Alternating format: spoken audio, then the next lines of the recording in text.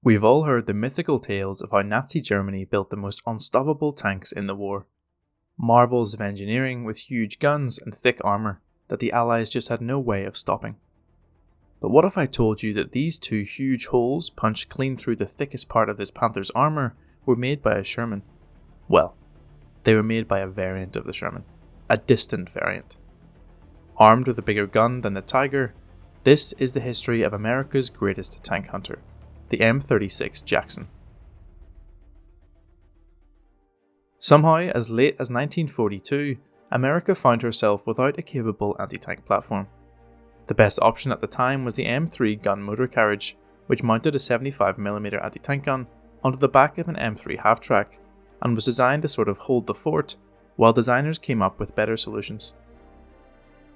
The T-24 and T-40 were attempts to mount a 3-inch gun into the hull of an M3 medium, but these were both far below par.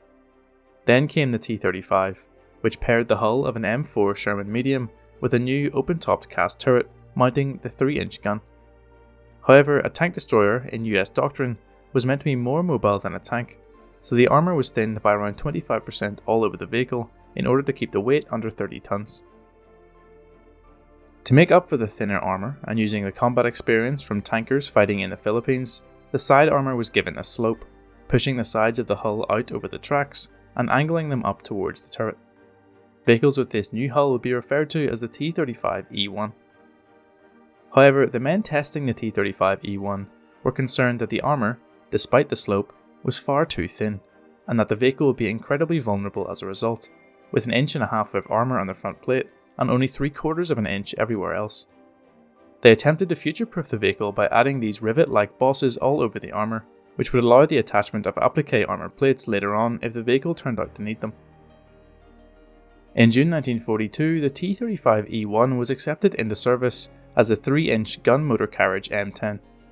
The M10 was given AA1 priority for production, even higher than the M4, showing the desperate need for capable tank destroyers. To make production easier, the vehicle would use a pentagonal welded turret instead of the round cast design of the T-35, giving us the iconic M10 silhouette we all know and love. And this was the vehicle that would eventually be adapted into the M36. But before I get into how that happened, a word from our sponsor, Raid Shadow Legends. But this ad isn't for the popular mobile game, it's for the brand new limited series, Raid Call of the Arbiter. We've all seen Raid ads before, but this is a little different. The animated series expands on the game's existing lore, allowing you to see the world of Teleria like never before, something fans have been asking for years. I'll not spoil anything, but in the first episode you learn the origin story of 2 of the game's most iconic champions, with impressive animation, great voice acting, and a phenomenal score by BAFTA award-winning composer Jesper Kyd. You can watch the series for free in-game, with new episodes out every Thursday until July 20th. It's actually a great time to start playing if you haven't before, with Raid celebrating the launch by adding a bunch of Call of the Arbiter related features, including loads of new champion bios, 4 characters from the show as well as many fan favourites. Also, everyone has the chance to get Artak, one of the new characters from the show, for free just by logging in for 7 days between now and July 24th. And if you haven't played Raid before, download the game using the link in the description below, or scan this QR code to get huge bonuses, including an epic champion, Knight Errant, and a bunch more goodies. Once you're in the game, you can find me under the name The Red Wrench, and you can even join my clan if you're quick enough. So remember, click the link in the description, get loads of free things, and watch the free limited series. I'll see you out there.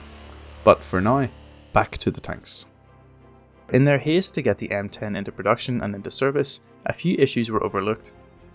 The most significant of these was that the 3-inch gun hanging off the front of the turret made the whole mounting unbalanced, and the designers have been reluctant to add a counterweight to the rear of the turret, as the entire point of the M10 was to create a lighter vehicle. But as the first vehicles entered service in late 1942, this issue just became too great, with the turret unable to turn at all on a slope of over 4 degrees, and a counterweight was added, either in the form of a wedge like this, or the later slightly lighter duckbill shape like this one. The M10 used the M4A2 hull, and was powered by twin diesel engines as a result. The M10A1 was built on the hull of the M4A3, and thus used a Ford petrol engine.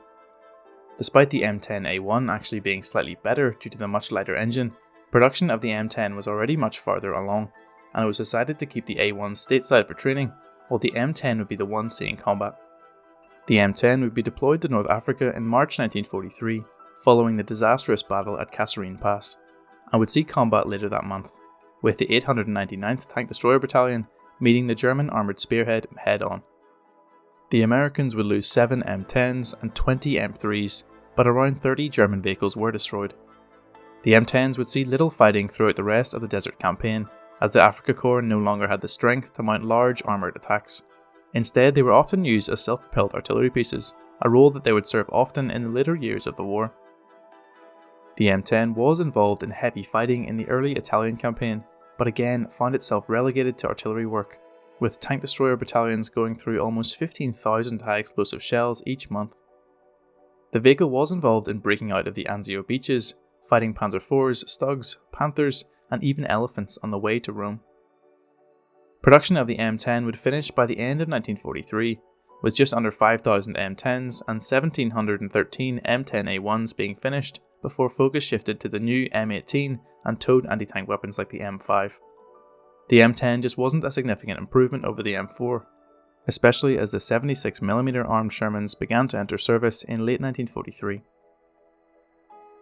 There was a short-lived project to mount the new 76mm gun into the chassis of an M10, with a simpler, lighter turret.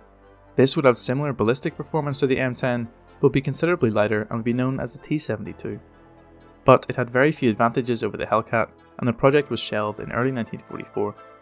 Meanwhile, the Ordnance Department were investigating mounting a more powerful 90mm gun on their tank destroyers, with one design, the T-53, being ordered into production as early as 1942. The issue was that the T-53 and the slightly improved T-53E1 were, to put it kindly, very, very bad. Tank Destroyer Command complained, and the production order was cancelled. They accepted that to mount the 90mm gun into a tank like the M4, the gun would need to be designed into a smaller, more compact package, a program that would result in the T7 90mm gun. This gun was mounted in an M10 for testing in late 1942, and as it was roughly the same weight as the 3-inch M7, this proved to be a relatively painless procedure. The pairing of the 90mm into the M10 hull looked promising, but as the 90mm shells were larger than the 76mm shells of the M10, the turret would need to be redesigned. This wasn't ideal, but allowed the engineers to make a turret that didn't need a 3,000-pound counterweight bolted onto the back of it, and meant that they could add power traverse, fixing a few of the flaws of the M10 in one fell swoop. Silver linings, I suppose. General Bruce of the Tank Destroyer Command objected to this pairing, stating that the M10 was already slow and that the 90mm gun would likely make it even slower, and pointed out that there was absolutely no need for a 90mm gun, with the Tiger and Panther yet to make their appearance. Army Ground Forces and the Ordnance Department listened very carefully to these complaints, and decided to completely ignore him and make the vehicle anyway. In fairness, it was an easy way to future-proof America's tank destroyers if heavier German tanks did appear. The new vehicle, the T-71, would be built on the M10A1 chassis, since they had nearly 1,800 of them already produced and in storage, and in fact, the final 300 M10A1s were produced without turrets, with the T-71 program in mind. 2 T-71 prototypes were delivered for testing in September 1943, and in April 1944, the first of the M10A1 hulls were converted to T-71 standard. On the 1st of June 1944, 3 days before the Normandy landings, the T-71 would enter service as the 90mm gun motor carriage M36. Originally, it was just those 300 turretless M10A1s that would be converted, but following the failures of the M10 in Normandy, this order was increased to 1,400 in July. The Ordnance Department had managed to round up 913 M10A1s from training units, so along with the 300 original hulls, this still left them 187 hulls short. The spare turrets were mounted on the hull of the automotively identical M4A3, creating a hybrid vehicle known as the M36B1. In 1945, the production order was again increased, this time to 2,300, which meant that these last 724 vehicles were converted from standard M10 hulls, and were known as the M36B2. The M36, for obvious reasons, is very similar to the M10, with a few key differences. The turret was still welded, but this time it was much more rounded design, with a lot of inspiration taken from the turrets of the failed T-23 and T-72. It was also thicker, at 1¼ inch compared to just an inch on the M10. The mantlet was also thicker with 3 inches of protection. The M10 had 2¼ . The M36 didn't have a counterweight per se, but instead had an armoured ammunition stowage rack and an extended turret bustle, killing 2 birds with 1 stone. If you want to impress your friends with some cool tank identification tricks, you can tell the M10 and the M10A1, and thus the M36 and the M36B2, apart by the engine deck fuel filler caps. The A1 and the M36 both have 4 caps, with 2 on each side. The M10 has 6, 3 on each side, and the M36B2 has 7, with 3 on the left and 4 on the right, with the extra one being for the auxiliary generator. In May 1944, the question had been asked if it was worth rushing the M36 into production, but there seemed no real need, and tank destroyer battalions would use the M10 and the M5 towed gun in France. However, in June and July, the M10 started to encounter Panthers, and the 3-inch gun could only hope to penetrate the Panther's turret at distances under 200 yards. For a vehicle with less than 2 inches of armour, this was essentially suicide, and suddenly calls were being made for the M10 to be replaced with the M36 as soon as possible, with resistance to the vehicle almost evaporating overnight. The M36 would first see combat in October, as fighting approached the German border, and the M36 immediately proved a lot more capable against the heavily armoured German tanks. In an engagement with a Panther at around 1500 yards, the men of the 776th Tank Destroyer Battalion saw the following. 2 hits were scored on the Panther, one in the track with AP which blew the track off, and another AP in the turret which blew a hole around 6 inches in diameter and made cracks in the entire right side of the turret. The seams on the engine deck were also ripped. The round went into the turret, blew the breech block off, and then blew off about half the turret top. It's safe to say an M10 or a Sherman could only dream of doing that to a Panther. That being said, the 90mm gun of the M36 could only reliably penetrate the front glasses of a Panther at under 500 yards, with crews sometimes seeing success only on the 2nd or 3rd hit, as the armour began to break apart. The crews wanted more powerful, more reliable ammunition, which arrived in January in the form of T30E16 high-velocity armour-piercing ammunition, boasting 200mm of armour penetration at 1000 yards. The old round, the M82 APC, could only muster 122mm of penetration at 1000 yards, so it was a huge improvement, and could slice through the front of a Tiger or a Panther with relative ease. The M36 is sometimes referred to as the Jackson, after the Confederate General Stonewall Jackson, or the Slugger for its ability to pack a mean punch, but it's not clear how common these names were. Armoured Archives found this document suggesting Jackson was, in fact, an official wartime name, with an alternative name of the M36 Blackjack also found, but many people suggest both these names were only popularised post-war, so use at your own peril.